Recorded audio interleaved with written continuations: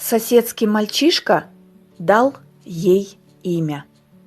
Родилась малышка летом, третьей в семье, в самую сенокосную жару, да еще на Ивана Купала, 7 июля. Если бы это произошло лет 60-70 назад, то с выбором имени проблем бы не было. Нарекали по святцам. А тут такая неразбериха организовалась. Деды предлагали да шуткой назвать. Отец мечтал видеть в ней Зойку. Матери нравилось имя Наташа. И вот спорили они и спорили, и никак не могли прийти к единому мнению. Спор разрешил соседский 6-летний Димка. Галя сидела с дочей на скамейке у калитки. Ребенок блаженно спал на руках. Пацаненок же вокруг крутился. И с одной стороны зайдет, и с другой. Женщина давно его приметила.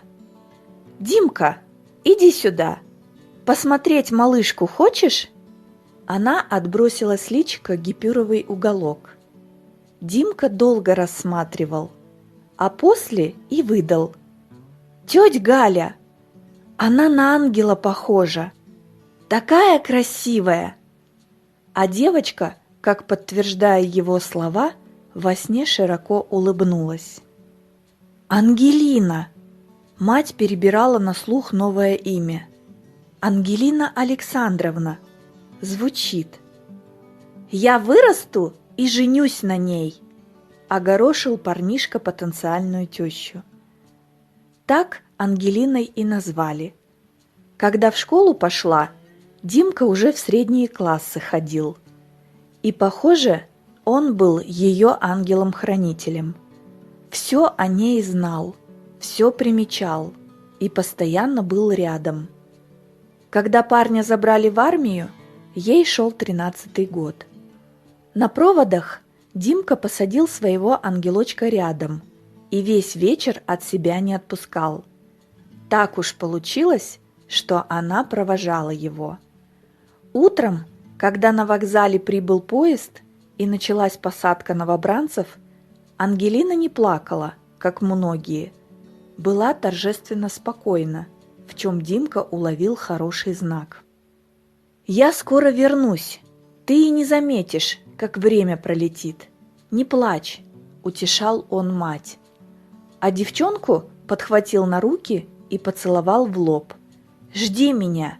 Я тебе привезу гостиниц». За 2 года произошло много перемен. Отец Димки потерял работу. Сократили. Матери месяцами не выплачивали зарплату. Старший сын жил с семьей в райцентре. Если бы не хозяйство и пенсии дедов, зубы на полку положили бы. Только Ангелинка, как чудный цветочек, росла и тянулась к солнцу. Высокая, ладная. Длинные густые волосы струились по плечам. Серо-голубые глаза смотрели на мир ласково и удивленно. Осенью, когда ей шел 15-й год, пришел из армии Димка. Она его сильно стеснялась. Забилась дома в дальнюю комнату, как увидела парня в окне. А он, как и обещал, привез гостиниц. Ввалился в дом, еле постучав, с огромным плюшевым медведем. «Здравствуйте! Тетя Галь, а где Ангелинка?» Галина обняла возмужавшего парня и, улыбаясь, кивнула ему на спальню, где отсиживалась дочка. «Ангелочек, я приехал!» Он нашел смущенную девчонку у окна. «Здравствуй!» Она не поднимала на него глаз. «Как же ты выросла! Почти невеста!» «Почти! Но я подожду!» Он подхватил ее в охапку вместе с медведем и закружил по комнате. Дима пробыл дома месяц. Приняв во внимание положение семьи, решил для себя, что самым лучшим вариантом будет служба по контракту. И обузой не будет, и какие-никакие деньги заработает. За время, Проведенное дома, он старался быть ближе к Ангелине.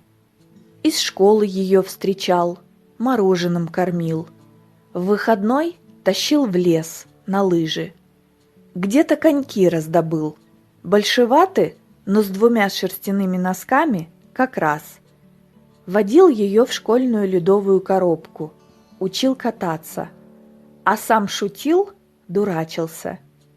И как-то возрастная грань между ними стерлась. Расставаться уже было тяжело. Она плакала.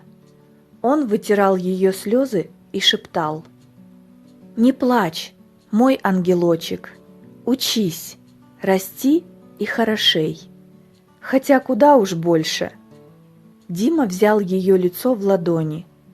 Мужчина боролся с мальчишкой. Второй победил. Он поцеловал ее в обе щеки, провел пальцем по пухлым губам. «Нельзя, ты еще маленькая. Я пришлю тебе адрес. Будешь мне писать?» «Буду!» Ей хотелось добавить, что она будет его ждать, столько, сколько нужно, но она ведь еще маленькая, так говорить. Дима ушел служить на 3 года по контракту. Уехал в первых числах декабря. Шел 1994 год. Через несколько дней началась чеченская. Он говорил, что его бережет его ангел-хранитель. Ребята посмеивались, да только замечать стали, что парень-то везучий. 2 года в горячих точках и только легкие царапины. Из всех боев жив и здоров выходит. Ангелине минуло 17. Она закончила школу, подала документы в техникум, решила учиться на бухгалтера. Осенью должен прийти Дима, но еще в мае от него резко перестали приходить письма. Не писал ни ей, ни домой. Он предупреждал, что всякое случается, поэтому ждали. По срокам закончился контракт, а от него ни письма. Его родители забили тревогу. А девчонка писала еще чаще, ведь письма не возвращались, значит, надежда есть.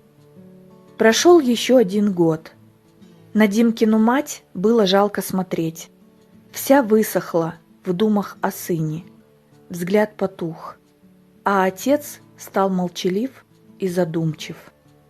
Ангелина стала часто плакать по ночам. Страх за судьбу дорогого человека рисовал жуткие картины. В одну из таких ночей она долго стояла у окна. Вспоминала, как он учил кататься ее на коньках. Ведь ни разу не дал ей упасть. Как улыбался, только ей одной. Проходя мимо большого во весь рост зеркала на шифоньере, она краем глаза заметила в нем неясное движение.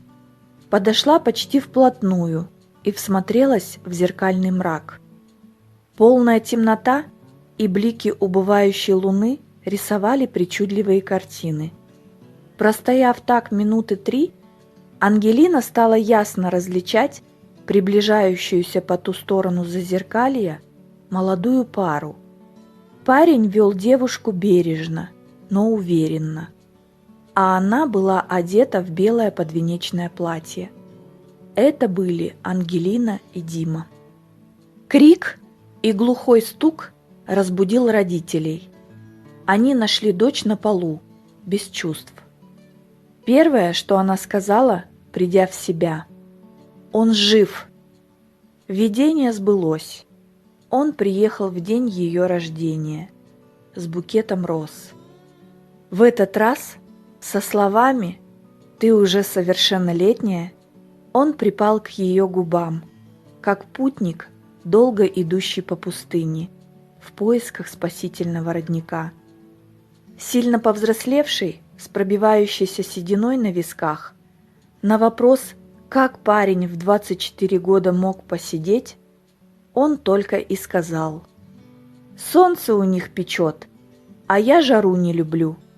Мне милей моя Сибирь».